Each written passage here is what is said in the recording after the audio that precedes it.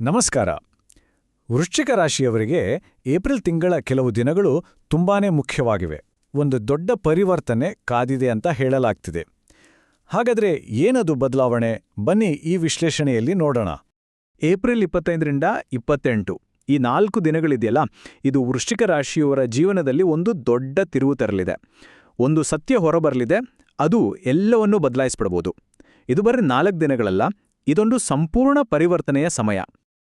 ನೋಡಿ, ಈ 4 ದಿನಗಳಲ್ಲಿ ಒಂದೊಂದೇ ವಿಷಯಗಳು ತೆರೆದುಕೊಳ್ತಾ ಹೋಗುತ್ತೆ. ಮೊದಲನೇ ದಿನ ಒಂದು ಸಣ್ಣ ಸುಳಿವು ಸಿಗ್ಬೋದು, ಎರಡನೇ ದಿನ ಅದು ಇನ್ನಷ್ಟು ಸ್ಪಷ್ಟವಾಗುತ್ತೆ. ಹೀಗೆ ದಿನದಿಂದ ದಿನಕ್ಕೆ ಸತ್ಯದ ಹತ್ರ ಹೋಗ್ತಾ ಕೊನೆಗೆ ಒಂದು ದೊಡ್ಡ ರಹಸ್ಯ ಬಯಲಾಗಲಿದೆ. ಹಾಗಾದ್ರೆ ಈ ಬದಲಾವಣೆಯ ಕೇಂದ್ರದಲ್ಲಿ ಇರೋದು ಯಾರು?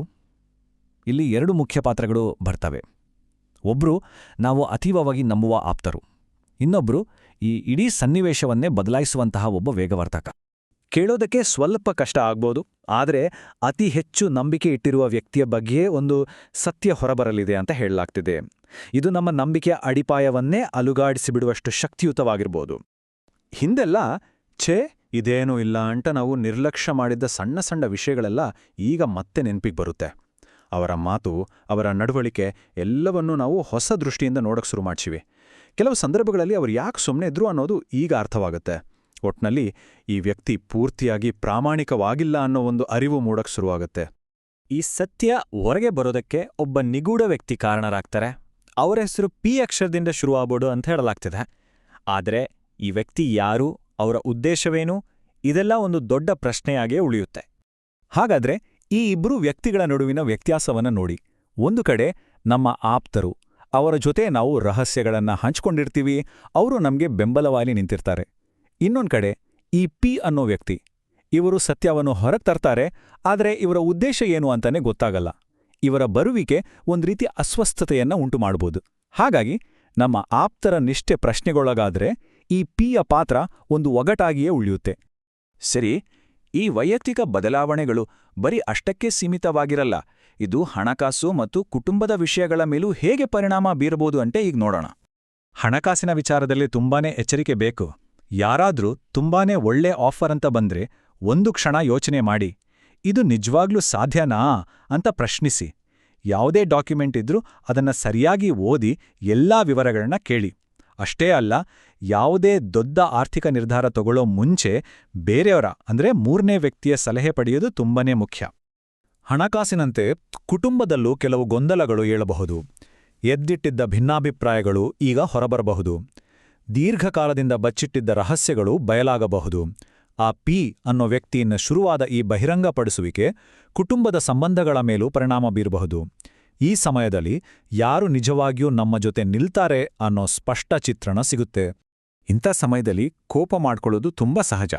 ಆದರೆ ಮೂಲಗಳ ಸಲಹೆ ಪ್ರಕಾರ ಕೋಪದಿಂದ ಯಾವುದೇ ನಿರ್ಧಾರ ತಗೋಬಾರ್ದು. ಬದಲಿಗೆ ಶಾಂತವಾಗಿ ಪರಿಸ್ಥಿತಿನ ಅರ್ಥ ಮಾಡ್ಕೊಳ್ಳೋಕೆ ಪ್ರಯತ್ನಿಸಬೇಕು. ಇದು ತುಂಬಾನೇ ಮುಖ್ಯವಾದ ಸಲಹೆ.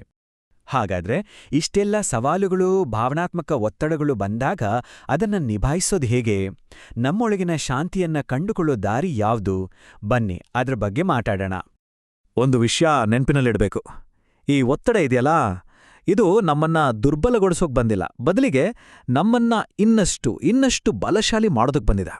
ಮನಸ್ಸಿಗೆ ಶಾಂತಿ ಬೇಕು, ಸ್ಥಿರತೆ ಬೇಕು ಅಂದಾಗ ಓಂ ನಮಃ ಶಿವಾಯ ಮಂತ್ರವನ್ನ ಜಪಿಸೋದು ಒಳ್ಳೆಯದು ಅಂತ ಸಲಹೆ ನೀಡಲಾಗಿದೆ. ನಮ್ಮದೇ ಆದ ಒಂದು ಆಂತರಿಕ ಬೆಂಬಲ ವ್ಯವಸ್ಥೆಯನ್ನ ನಾವು ರೂಪಿಸ್ಕೊಳ್ಬೇಕು. ಅಂದ್ರೇನು?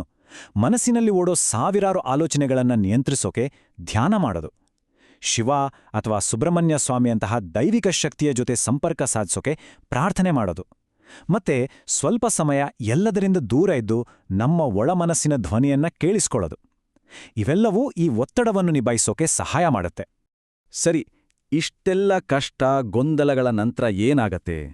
ಇದುವೇ ಮಹಾಪರಿವರ್ತನೆ. ಈ ಕಷ್ಟದ ನಂತರ ಸಿಗುವಂತಹ ಸಕಾರಾತ್ಮಕ ಫಲಿತಾಂಶಗಳು ಏನು ಅನ್ನೋದನ್ನ ಈಗ ನೋಡೋಣ. ಇದನ್ನ ಒಂದು ಕುಸಿತ ಅಂತ ಅಂದ್ಕೊಳ್ಬಾರ್ದು, ಇದೊಂದು ಪ್ರಗತಿ. ಜೀವನದಲ್ಲಿರೋ ಕಲ್ಮಶವನ್ನ ತೆಗೆದುಹಾಕುವ ಒಂದು ಶುದ್ಧೀಕರಣ ಪ್ರಕ್ರಿಯೆ ಇದು. ಈ ಶುದ್ಧೀಕರಣ ಪ್ರಕ್ರಿಯೆಯಿಂದ ಏನಾಗುತ್ತೆ? ಮೊದಲನೇದಾಗಿ, ನಂಬಿಕೆಗೆ ಅರ್ಹರಲ್ಲದ ಜನರು ನಮ್ಮ ಜೀವನದಿಂದ ತಾವಾಗಿಯೇ ದೂರ ಹೋಗ್ತಾರೆ. ಭಾವನಾತ್ಮಕವಾಗಿ ಹೊರೆಯಾಗಿದ್ದ ಸಂಬಂಧಗಳು ಕೊನೆಯಾಗುತ್ತೆ. ಇದರಿಂದ ಒಂದು ಹೊಸ ಧೈರ್ಯ, ಹೊಸ ಆತ್ಮವಿಶ್ವಾಸ ಮೂಡುತ್ತೆ, ಮುಂದೆ ಹೋಗ್ಬೇಕಾದ ದಾರಿ ಇನ್ನಷ್ಟು ಸ್ಪಷ್ಟವಾಗಿ ಕಾಣಿಸುತ್ತೆ.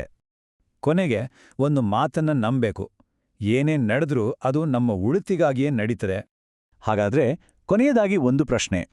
ಒಂದು ನೋವಿನ ಸತ್ಯ ನಮ್ಮುಂದೆ ಬಂದಾಗ ಅದನ್ನ ನಾವು ಒಂದು ಹೊರೆಯಂತ ನೋಡ್ಬೇಕಾ ಅಥವಾ ಅದೊಂದು ಹೊಸ ಆರಂಭದ ಸೂಚನೆ ಅಂತ ತಿಳ್ಕೋಬೇಕಾ? ಈ ಪ್ರಶ್ನೆಯೊಂದಿಗೆ ಈ ವಿಶ್ಲೇಷಣೆಯನ್ನ ಮುಗಿಸೋಣ. ಧನ್ಯವಾದಗಳು.